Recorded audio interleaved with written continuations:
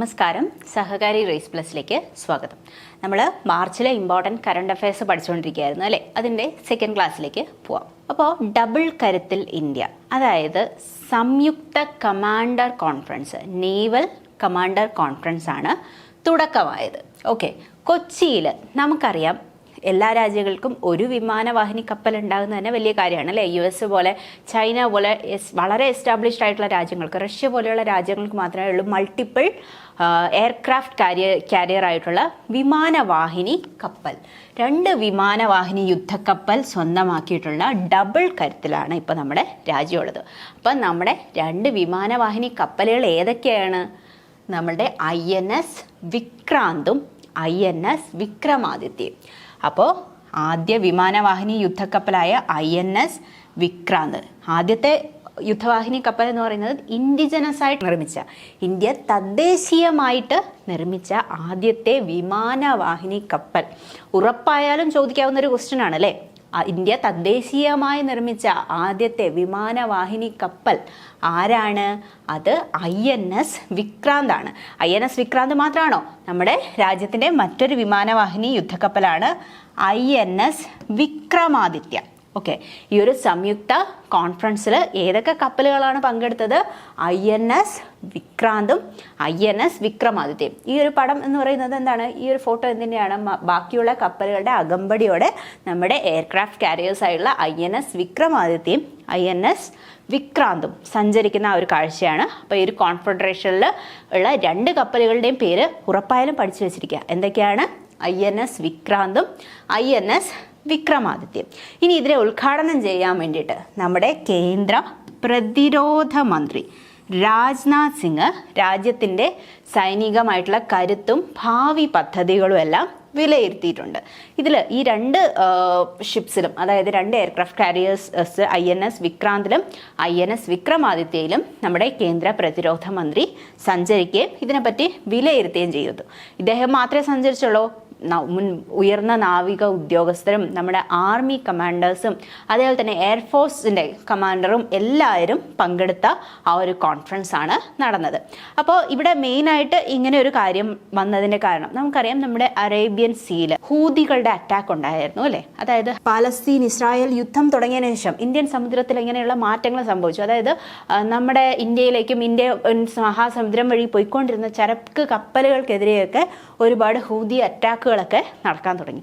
അതുകൊണ്ട് തന്നെ സമുദ്ര പര്യവേക്ഷണം കുറച്ചുകൂടെ വിശാലമാക്കാൻ ഇന്ത്യ തീരുമാനിക്കുകയും അതിൻ്റെ ആ ഒരു ഘട്ടത്തിലാണ് സംയുക്ത ഒരു കമാൻഡർ കോൺഫറൻസ് സ്ഥാപിച്ചത്. ഈ ഗോവയിൽ വെച്ചിട്ടാണ് നമ്മുടെ INS വിക്രാന്തിന് ബാക്കിയുള്ള ആർമി എഫിഷ്യൻസി ഡിവൈസസ് ഫിറ്റ് ചെയ്തത്. ഗോവയിൽ വെച്ചിട്ട് റീഫിറ്റ് ചെയ്തു. അപ്പോൾ ഈ ഗോവയിൽ വെച്ച് എന്തൊക്കെയാണ്? യുദ്ധത്തിലെ യുദ്ധവിമാനങ്ങൾ, ഹെലികോപ്റ്ററുകൾ, ബാക്കിയുള്ള ചാപ്റ്റേഴ്സ് എന്നിവയെല്ലാം വിക്രാന്തിലേക്ക് ഘടിപ്പിക്കുകയാണ് ഉണ്ടായത്. ഓക്കെ, എന്തൊക്കെയാണ് ഇനി വിക്രാന്തിലും അറിയപ്പെടുന്ന ആയുധങ്ങൾ എന്തൊക്കെയാണ്? വിക്രാന്തിലും വിക്രമാദിത്യയിലും ഉള്ള നമ്മുടെ ഇസ്രായേൽ നിർമ്മിത റഡാറായ MF സ്റ്റാർ, ഇസ്രായേൽ തദ്ദേശീയമായിട്ട് നിർമ്മിച്ച മീഡിയം റേഞ്ച് മിസൈലായ ബറാക്കേറ്റ്. ഓക്കെ, മീഡിയം റേഞ്ച് മിസൈലായ ബറാക്കേറ്റും ഇസ്രായേലിൻ്റെ തന്നെ MF സ്റ്റാർ, അതിൻ്റെ റഡാർ ഒക്കെ ഈ ഒരു കപ്പലിൽ ഘടിപ്പിച്ചിട്ടുണ്ട്. ഈ ബാരാക്ക് 6 ഇങ്ങനെയുള്ള ആയുധങ്ങൾ എല്ലാം ഉൾപ്പെടുത്തിയിട്ടുണ്ട്. അതിൻ്റെ കൂടെ തന്നെ MH-60 റോമിയോ ഹെലികോപ്റ്ററുകളും ഈ ഒരു കപ്പലുകളുടെ ഭാഗമാണ്. INS വിക്രാന്തിൻ്റെയും വിക്രമാദിത്യൻ്റെയും ഭാഗമാണ് എന്ത്? MH-60 Romeo helicopters. ഇതെല്ലാം വിക്രാന്തിൽ നടക്കുന്ന കോൺഫറൻസിൽ വെച്ചിട്ട് INS വിക്രാന്തിൻ്റെയും വിക്രമാദിത്യയുടെയും ബലം അല്ലെങ്കിൽ ശക്തി പരിശോധിക്കാൻ വേണ്ടിയിട്ടാണ്. ഓക്കെ, അപ്പോൾ ഈ ഒരു MH-60 റോമിയോ ഹെലികോപ്റ്റേഴ്സിൻ്റെ പ്രത്യേകത എന്താണ്? നമുക്ക് അടുത്ത് വരുന്ന ഡീറ്റെയിൽ ആയിട്ട് അതിനെപ്പറ്റി പറയാം. MH-60 റോമിയോ ഹെലികോപ്റ്റേഴ്സിനെ പറ്റി ഡീറ്റെയിൽ ആയിട്ട് പറയാം. അത് എന്താണ്? അതും നമ്മുടെ മാർച്ചിൽ തന്നെ ഇൻട്രൊഡ്യൂസ് ചെയ്ത US നിന്ന് വാങ്ങിച്ച നമ്മുടെ ഒരു യുദ്ധവിമാനമാണ്. അതിൻ്റെ പ്രത്യേകത അല്ലെങ്കിൽ ആ ഒരു ഹെലികോപ്റ്ററിൻ്റെ പ്രത്യേകത എന്താണ്? നമ്മുടെ സമുദ്ര അന്തർഭാഗത്തുള്ള അന്തർവാഹിനികളെ കണ്ടെത്താനും നശിപ്പിക്കാനും കഴിവുള്ള ആ ഒരു കോപ്റ്റേഴ്സാണ് അല്ലെങ്കിൽ ചോപ്പേഴ്സാണ് എന്ത്? നമ്മുടെ MH-60 റോമിയോ ഹെലികോപ്റ്റേഴ്സ്. അടുത്തത് കേരളത്തിൽ നിന്നുള്ള ഒരു സ്റ്റാർട്ടപ്പിന് സ്പാനിഷ് ബഹുമതി. ഓക്കെ, ഗ്രീൻ ആൻഡ് ഗ്ലോബൽ എന്ന സ്റ്റാർട്ടപ്പ്, കൊച്ചിയിൽ നിന്നുള്ള ഗ്രീൻ ആഡ്സ് ഗ്ലോബൽ. എന്താണ്? കൊച്ചിയിൽ നിന്നുള്ള ഗ്രീൻ ആർട്സ് ഗ്ലോബൽ എന്ന സ്റ്റാർട്ടപ്പിൽ നിന്നാണ് സ്പെയിനിൽ നിന്നുള്ള മേഫിസ് 2024 പുരസ്കാരം ലഭിക്കുന്നത്. ഓക്കെ, എന്ത് പുരസ്കാരമാണ് കേരളത്തിൽ നിന്നുള്ള സ്റ്റാർട്ടപ്പിന് ലഭിച്ചത്? മേഫിസ് 2024 ലഭിച്ച ആ ഒരു സ്റ്റാർട്ടപ്പിൻ്റെ പേരെന്താണ്? Green ads global. ഓക്കെ, ഈ മൊബൈൽ ആവാസ വ്യവസ്ഥയിലെ ഓസ്കാർ എന്നറിയപ്പെടുന്നതാണ് മേഫിസ് 2024. എന്താണ്? മൊബൈൽ ആവാസ വ്യവസ്ഥയിലെ ഓസ്കാർ എന്നറിയപ്പെടുന്നതാണ് മേഫിസ് 2024. ഈ ബഹുമതി സ്പെയിനിലെ ബാഴ്സലോണയിൽ നടന്ന ചടങ്ങിൽ ഗ്രീൻ ആർട്സ് ഗ്ലോബൽ മേധാവികളാണ് സ്വീകരിച്ചത്. ഓക്കെ, കൂടെ ഉണ്ടായിരുന്നത് എന്താണ്? വലിയ ഭീമന്മാരായ കമ്പനികളായിരുന്നു ഈ നമ്മുടെ കേരളത്തിൻ്റെ കൊച്ചു സ്റ്റാർട്ടപ്പിനെതിരെ മത്സരിക്കാനുണ്ടായിരുന്നത്. ടാറ്റ ടെലികമ്മ്യൂണിക്കേഷൻസ്, വെബെക്സ്, സിഞ്ച്, ക്ലാരിക്സ് തുടങ്ങിയവരുമായിട്ട് മത്സരിച്ചിട്ടാണ് ഗ്രീൻ ആർട്സ് ഗ്ലോബൽ എന്ന സ്റ്റാർട്ടപ്പിന് ഈ ഒരു ബഹുമതി ലഭിക്കുന്നത്. ഈ ബഹുമതിയുടെ പേരെന്താണ്? മേഫിസ് 2024. നമ്മുടെ മൊബൈൽ ആവാസ വ്യവസ്ഥയുടെ ഓസ്കാർ എന്നറിയപ്പെടുന്നതാണ് മേഫിസ് 2024. അത് കേരളത്തിൽ നിന്നുള്ള ഒരു സ്റ്റാർട്ടപ്പിന് ലഭിച്ചത് കൊണ്ട് തന്നെ ഉറപ്പായാലും വരുന്ന എക്സാമുകൾക്ക് നിങ്ങൾക്ക് പ്രതീക്ഷിക്കാവുന്ന ഒരു ക്വസ്റ്റ്യൻ തന്നെയാണ്. ഓക്കെ, ഈ കൊച്ചി കേന്ദ്രമായിട്ടാണ് ഈ ഒരു സ്റ്റാർട്ടപ്പ് പ്രവർത്തിക്കുന്നത്. നമ്മുടെ കേരള സ്റ്റാർട്ടപ്പ് പ്രോഗ്രാമുകളുടെ ഭാഗമായിട്ട് പ്രവർത്തിക്കുന്ന ഒരു സ്റ്റാർട്ടപ്പും കൂടിയാണ് എന്ത്? ഗ്രീൻ ആർട്സ് ഗ്ലോബൽ എന്ന സ്റ്റാർട്ടപ്പ്. അടുത്തത് ചരിത്രം കുറിച്ച വനിതാ പുരുഷ വനിതാ ടീമുകൾ. ഇന്ത്യയിൽ ആദ്യമായിട്ട് ടേബിൾ ടെന്നീസ് ചരിത്രത്തിൽ നമ്മുടെ ഒളിമ്പിക്സിലേക്ക് ക്വാളിഫൈ ചെയ്തിരിക്കുകയാണ്. ഓക്കെ, പുരുഷ വനിതാ ടീമുകൾ ഒളിമ്പിക്സിന്. ഓക്കെ, നമ്മുടെ തിങ്കളാഴ്ച അതായത് പുറത്തു വന്ന ഒരു ലോക ടീം റാങ്കിങ്ങിൽ മുന്നോട്ട് കയറിയിട്ടാണ് ടീം ഇന്ത്യ നമ്മുടെ പാരീസിൽ നടക്കുന്ന ഒളിമ്പിക്സിൽ പങ്കെടുക്കുക. ലോക റാങ്കിങ്ങിൽ ആദ്യത്തെ 16 റാങ്കിങ്ങിൽ വരുന്ന ആൾക്കാരെയാണ് ഒളിമ്പിക്സിന് സെലക്ട് ചെയ്യുക. ഓക്കെ, അന്താരാഷ്ട്ര ടേബിൾ ടെന്നീസ് ഫെഡറേഷൻ പുറത്തുവിട്ട പട്ടികയിൽ ഇന്ത്യൻ പുരുഷ ടീം 15-മതും വനിതകളുടെ ടീം 13-മതുമാണ്. ഓക്കെ, നമ്മൾ നേരത്തെ ബുസാൻ ചാമ്പ്യൻഷിപ്പിൽ പോയിട്ട് ആ സമയത്ത് എന്താ പറയുക, അവസാന ഘട്ടത്തിൽ വെച്ചിട്ട് ഇന്ത്യ പുറത്താവുകയായിരുന്നു. ഓക്കെ, ദക്ഷിണ കൊറിയ, ചൈനീസ്, തായ്പേ ടീമുകളോടാണ് നമ്മളന്ന് ബുസാൻ വേൾഡ് ചാമ്പ്യൻഷിപ്പിൽ തോൽവി ഏറ്റുവാങ്ങിയത്. ഓക്കെ, എങ്കിലും വേൾഡ് റാങ്കിങ്ങിൽ മുന്നേറാൻ നമ്മളുടെ ടേബിൾ ടെന്നീസിലെ പുരുഷ വനിതാ ടീമുകൾക്ക് കഴിഞ്ഞു. അങ്ങനെ ആദ്യമായിട്ടാണ് ഇന്ത്യയിൽ നിന്ന് ഒരു ഒളിമ്പിക്സിലേക്ക് ടേബിൾ ടെന്നീസിന്റെ പുരുഷ ടീമും വനിതാ ടീമും ക്വാളിഫൈ ചെയ്യുന്നത്. ഓക്കെ, ഇന്ത്യ പാരീസിലേക്ക് പോകുമ്പോഴത്തേക്കും പുരുഷ ടീം എത്രാമത്തെ സ്ഥാനത്താണ് റാങ്കിങ്ങിലുള്ളത്? 15-ഉം വനിതകളുടെ 13-മതും. ആദ്യത്തെ 16 സ്ഥാനക്കാർക്കാണ് ഒളിമ്പിക്സിൽ സാധ്യതയേറുന്നത്. അടുത്തത് കുടുംബശ്രീ ഉച്ചഭക്ഷണ പരിപാടിക്ക് തുടക്കമായി. പേരെന്താണ്? Lunch bell. ഓക്കെ, നമുക്കറിയാം സ്കൂളുകളിലൊക്കെ ലഞ്ചിൻ്റെ ബെല്ലടിക്കുമ്പോഴത്തേക്കും എല്ലാവർക്കും വിശന്നിരിക്കുമ്പോഴത്തേക്കും ഓടിപ്പോകും അല്ലേ? അതുപോലെ തന്നെ നമ്മുടെ കുടുംബശ്രീയുടെ ഭക്ഷണ പൊതിയുടെ പേര് അല്ലെങ്കിൽ ഭക്ഷണ പരിപാടിയുടെ പേരെന്താണ്? Lunch bell. ഓക്കെ, മുൻകൂട്ടിയുള്ള ഓർഡർ അനുസരിച്ചാണ് നമ്മളുടെ കുടുംബശ്രീ ഉച്ചഭക്ഷണം എത്തിക്കുന്നത്. വെജ് ഭക്ഷണത്തിന് 60 രൂപയും നോൺ വെജ് ഭക്ഷണത്തിന് 99 രൂപയുമാണ് ലഞ്ച് ബെല്ല് ഭക്ഷണത്തിന് ഏർപ്പാടാക്കിയിരിക്കുന്നത്. അതായത് മുൻകൂട്ടി അറിയിക്കുന്ന പ്രകാരമാണ്. അതായത് മെയിനായിട്ട് നമ്മുടെ സർക്കാർ ഓഫീസുകളിലും ആദ്യം തുടങ്ങുന്നത് തിരുവനന്തപുരത്താണ്. ലഞ്ച് ബെല്ല് പരിപാടി തുടങ്ങുന്നത് എവിടെയാണ്? നമ്മുടെ തിരുവനന്തപുരത്താണ്. തിരുവനന്തപുരത്ത് സർക്കാർ ഓഫീസുകളിലും മറ്റ് സ്ഥാപനങ്ങളിലൊക്കെ മുൻകൂട്ടി ഓർഡർ ചെയ്യുന്നതിനനുസരിച്ചാണ്. ഭക്ഷണപ്പൊതികളുടെ എത്രയാണ്? 60 രൂപയ്ക്കും 99 രൂപയ്ക്കും. വെജ് ആണെങ്കിൽ 60, നോൺ വെജ് ആണെങ്കിൽ 99 രൂപയ്ക്കും. ഇനി എങ്ങനെയാണ് ഓൺലൈൻ ബുക്ക് ചെയ്യുന്നതെന്ന് വെച്ചാൽ പോക്കറ്റ് മാർട്ട് എന്ന മൊബൈൽ ആപ്പ് വഴിയാണ്. പോക്കറ്റ് മാർട്ട് എന്ന മൊബൈൽ ആപ്പ് വഴിയാണ് ഭക്ഷണം ബുക്ക് ചെയ്യുന്നത്. ഈ മാസം 12 വരെ ബുക്ക് ചെയ്യുന്നതിൽ, അതായത് മാർച്ച് മാസം ലാസ്റ്റ് ആവുന്നവരെ ബുക്ക് ചെയ്യുന്നതിൽ ആദ്യത്തെ 50 പേർക്ക് പരിപൂർണമായിട്ട് ഫ്രീ ആയിട്ടും പിന്നെ അടുത്ത 50 പേർക്ക് എന്താണ് 50% വിലക്കുറവിലും ബാക്കിയുള്ളവർക്ക് 20% വിലക്കുറവുകളിലും ഈ മാസം മുഴുവൻ ലഭിക്കുമെന്നാണ് അന്ന് അവർ പറഞ്ഞത്. ഓക്കെ, മന്ത്രി MB രാജേഷാണ്.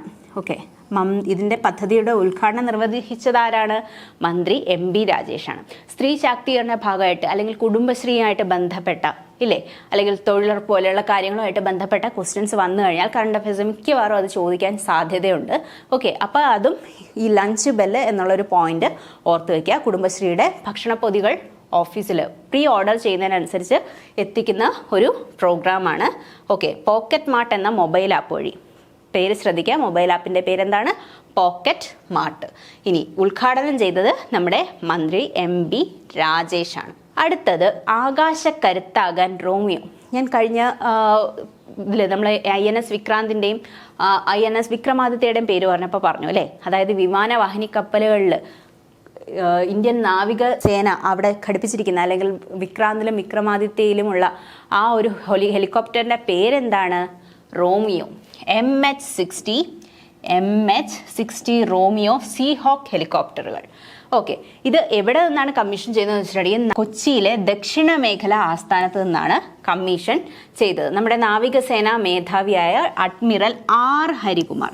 നമുക്കറിയാം നമ്മുടെ നാവികസേന മേധാവി ആരാണ്? അഡ്മിറൽ R ഹരികുമാർ ആണ്. ഓക്കെ, ഇനി ഈ ഒരു ഹെലികോപ്റ്റർ അറിയപ്പെടുന്നത് എന്താണ്?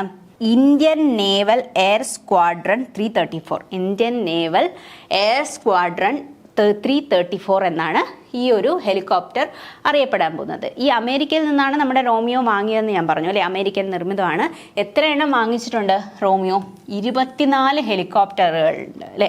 ആ 24 ഹെലികോപ്റ്ററുകളിൽ 6 എണ്ണമാണ് ഇന്ത്യയിൽ എത്തിയത്. ഫസ്റ്റ് ബാച്ച് മാത്രമേ ഇന്ത്യയിൽ എത്തിയിട്ടുള്ളൂ. ഈ ടോട്ടൽ 24 റോമിയോ ഹെലികോപ്റ്റേഴ്സാണ് നമ്മൾ അമേരിക്കയിൽ നിന്ന് വാങ്ങിച്ചത്. ആ വാങ്ങിയതിൽ 6 എണ്ണം ഇന്ത്യയിൽ എത്തിയിട്ടുണ്ട്. ഇതിൻ്റെ പ്രത്യേകത എന്താണ്? കടലിനടിയിൽ മറഞ്ഞിരിക്കുന്ന അന്തർവാഹിനികളെ കണ്ടെത്തി നശിപ്പിക്കാൻ ശക്തിയുള്ള അല്ലെങ്കിൽ ശേഷിയുള്ളതാണ് നമ്മുടെ MH-60 റോമിയോ.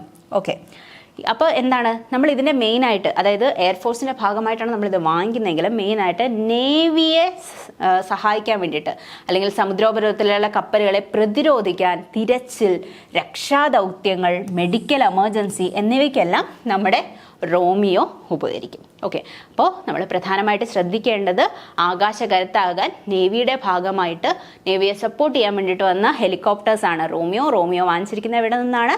അമേരിക്കയിൽ നിന്നാണ്. 24 ഹെലികോപ്റ്റേഴ്സ് വാങ്ങിച്ചതിൽ 6 എണ്ണമാണ് എത്തിയത്. INS വിക്രാന്തിൻ്റെയും വിക്രമാദിത്യൻ്റെയും ഭാഗമാകുന്ന ഹെലികോപ്റ്റേഴ്സാണ് റോമിയോ. പിന്നെന്താണ്? നമ്മുടെ INS ഗരുഡയിലെ ഹാങ്ങർ 550യിലാണ് ഇതിൻ്റെ ഉദ്ഘാടന ചടങ്ങുകൾ നടന്നത്. Okay, INS Garuda.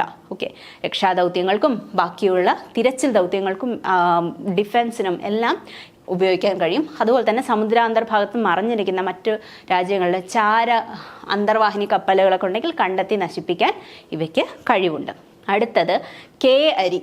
നമുക്കറിയാം ഭാരത് അരിക്ക് ബദലായിട്ട് കേരള സർക്കാർ കൊണ്ടുവന്ന ഒരു കാര്യമാണ് ഭാരത് അരിക്ക് ബദലായിട്ട് കെ അരി. ഓക്കെ, ഭാരത് അരിക്ക് പകരമായിട്ട് കൊണ്ടുവന്നതാണ് കെ അരി.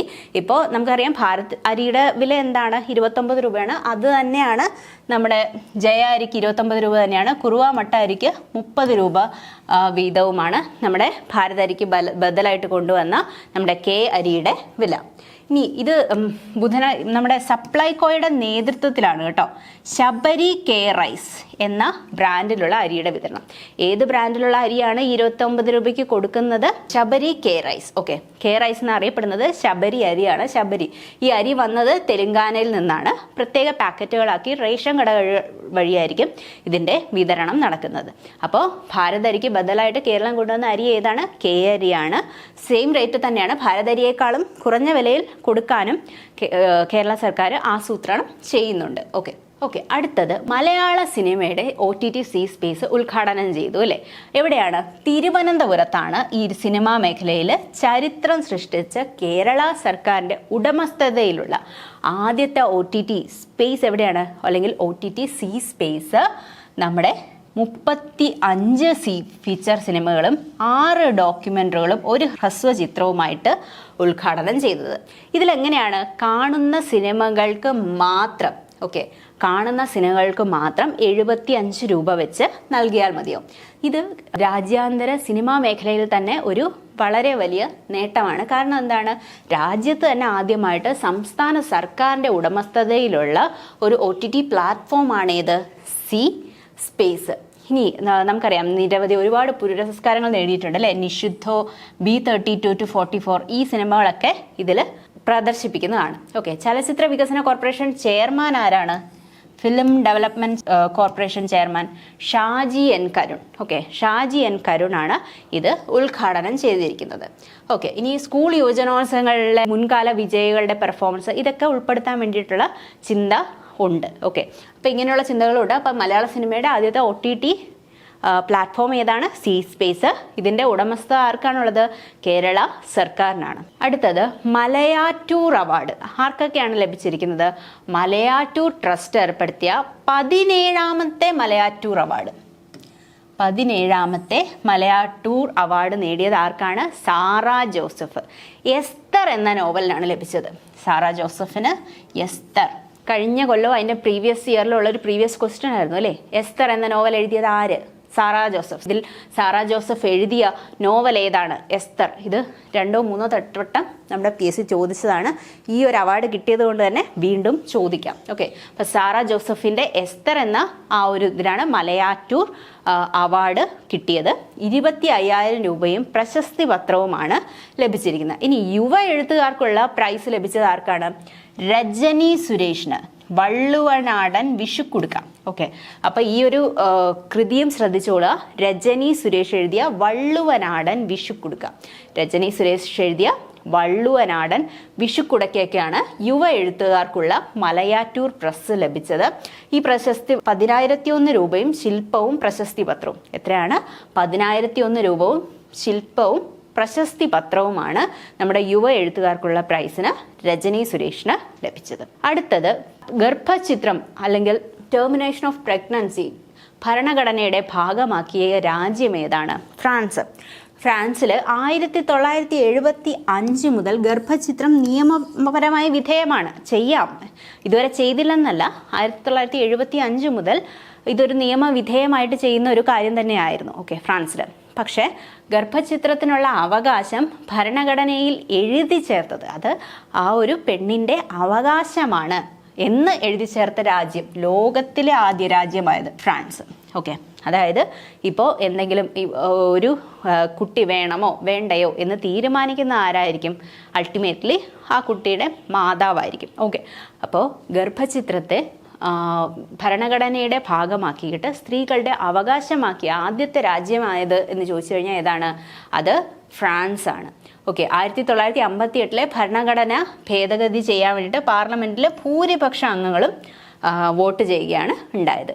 ഇതിന് നമ്മുടെ ഫ്രഞ്ച് പ്രസിഡന്റ് ഇമ്മാനുവൽ മക്രോൺ പറഞ്ഞത് ഫ്രഞ്ച് അഭിമാനം, ഫ്രഞ്ച് പ്രൈഡ്. ഓക്കെ, ഫ്രഞ്ച് അഭിമാനം എന്നാണ് നമ്മുടെ ഇമ്മാനുവൽ മക്രോൺ ഈ ഒരു ബില്ലിനെ വിശേഷിപ്പിച്ചത്. അപ്പോൾ ഗർഭചിത്രം അവകാശമാക്കിയത്, നിയമപരമാക്കിയത് എന്നല്ല, നിയമവിധേയമാക്കിയ രാജ്യങ്ങൾ എല്ലാ രാജ്യങ്ങളും ഉണ്ട്. ഓക്കെ, മോസ്റ്റ്ലി എന്താ പറയുക, മതപരമായ രാജ്യങ്ങൾ ഒഴികെ ബാക്കി ഒരു 70% കൺട്രീസിലും നമ്മുടെ ഇത് നിയമപരമാണ്. എന്നാൽ ഇതൊരു അവകാശമാക്കി കൊണ്ടുവന്ന രാജ്യം ഏതെന്ന് ചോദിച്ചു കഴിഞ്ഞാൽ അത് ഫ്രാൻസ് ആണ്.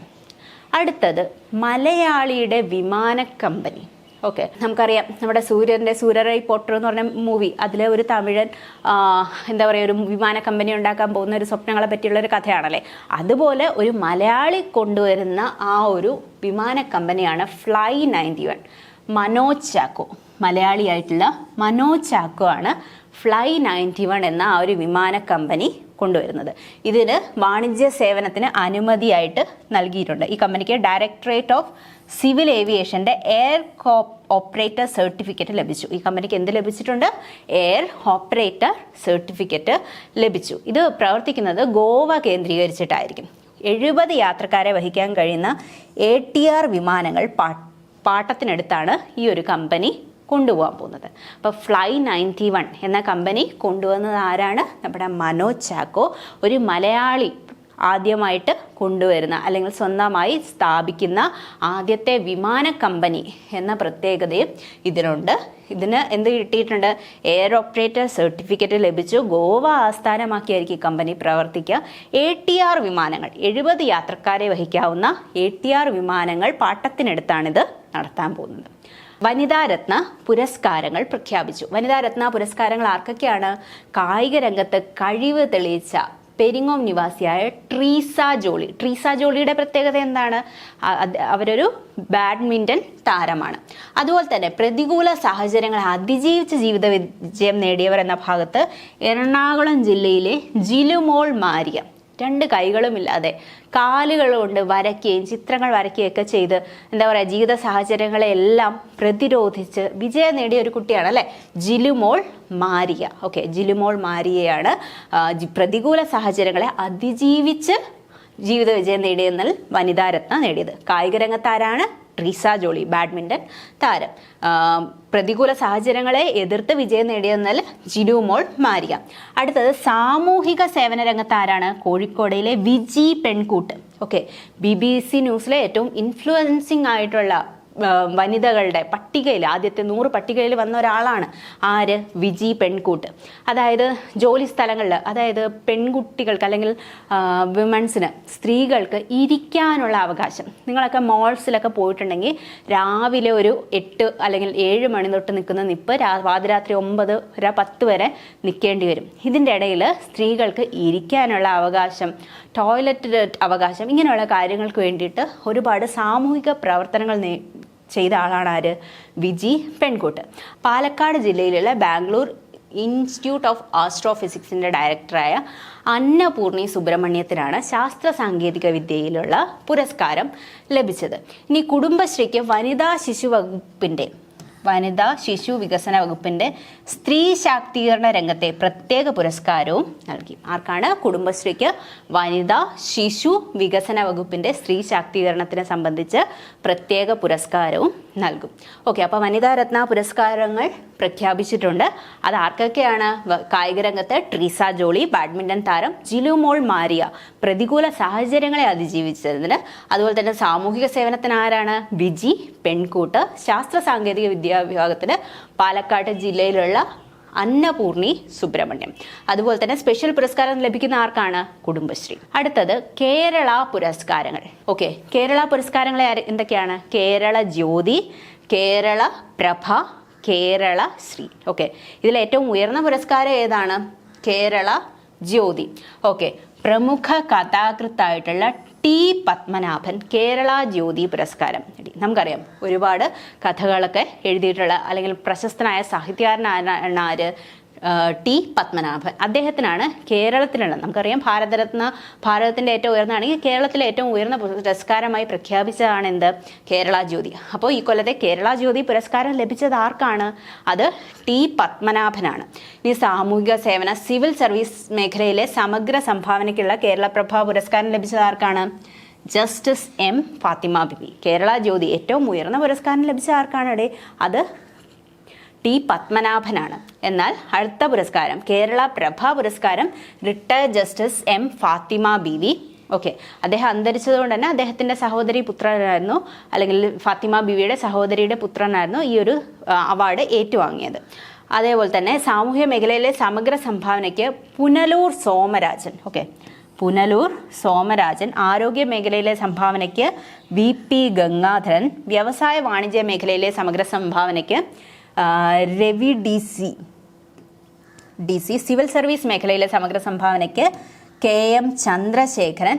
കലാമേഖലയിലുള്ള സമഗ്ര സംഭാവനയ്ക്ക് പണ്ഡിറ്റ് രമേശ് നാരായണൻ എന്നിവർക്കാണ് കേരള ശ്രീ പുരസ്കാരം നൽകിയത്. അപ്പോൾ കേരള ജ്യോതി ലഭിച്ചത് ടി പത്മനാഭൻ. കേരള പ്രഭ ലഭിച്ചത് ആർക്കാണ്? Justice M Fathima Beevi. പിന്നെ സൂര്യ കൃഷ്ണമൂർത്തിക്കും കേരള പ്രഭ പുരസ്കാരം ലഭിച്ചിട്ടുണ്ട്. അപ്പോൾ കേരള ജ്യോതി ഒരാൾക്കാണ്, ടി പത്മനാഭൻ. കേരള പ്രഭ ആർക്ക് ലഭിച്ചു? 2 പേർക്ക്, ജസ്റ്റിസ് എം ഫാത്തിമ ബീവിക്കും സൂര്യ കൃഷ്ണമൂർത്തിക്കും ലഭിച്ചു. ഇനി കേരള ശ്രീ ലഭിച്ചത് ആർക്കൊക്കെയാണ്? പുനലൂർ സോമരാജൻ. ആരോഗ്യരംഗത്ത് ഡോക്ടർ VP ഗംഗാധരൻ. ഇനി വാണിജ്യ വ്യവസായ മേഖലകളിൽ രവി DC. ഇനി സമഗ്ര സംഭാവനയ്ക്ക് KM ചന്ദ്രശേഖരൻ. അതേപോലെ തന്നെ പണ്ഡിറ്റ്, കലാരംഗത്ത് പണ്ഡിറ്റ് രമേശ് നാരായണൻ എന്നിവർക്കാണ് കേരള ശ്രീ പുരസ്കാരങ്ങൾ ലഭിച്ചത്. വളരെ ഇമ്പോർട്ടൻ്റ് ആണ് കേരള ജ്യോതി, കേരള പ്രഭ, കേരള ശ്രീ എന്നീ പുരസ്കാരങ്ങൾ. ഓക്കെ, അടുത്ത മാർച്ച് പകുതിയോളമുള്ള ഇമ്പോർട്ടൻ്റ് ടോപ്പിക്സ് എല്ലാം കവർ ആയിട്ടുണ്ട്. അപ്പം നെക്സ്റ്റ് ബാക്കിയുള്ളത് നമുക്ക് 2-3 ക്ലാസ്സിൽ എൻഡ് ചെയ്യാം. ഓക്കെ, അപ്പോൾ അടുത്ത ക്ലാസ്സിൽ കാണുന്നവരെ ബൈ.